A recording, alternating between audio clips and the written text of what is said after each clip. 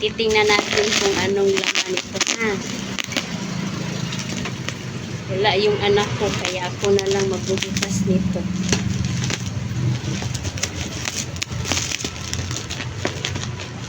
Sige lang ka parcel. Okay, gyapon. Look. May kuan siya, may luwag. Rice cooker siguro ni ba? Kuan ko rice cooker guys, kay sugod na pong tingulan.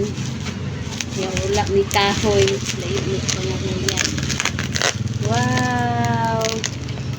Yes, na ano dyan luwag. Wala, nalata man eh. Pero okay ra kay luwag yung sili. 50! Wow! Luwag. Hala, silikon. Silikon. Hala, silikon. Ito siya guys, oh. Silikon. Palit na pa ni is 1,040. Sana siya kasit. Atin sa shipping, 1,000 dala. Luwag pang sabaw. Yehey, nanaming luwag. Dora. Next. O, tag 5. Binder clip. Binder clip. Oh. Yes, ito na naman. Hala. Fragile nga, pero parang ano, wasak na wasak. Oh my God.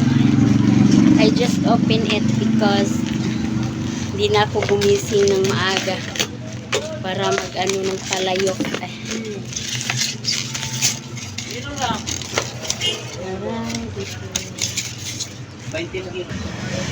And the other one is wire.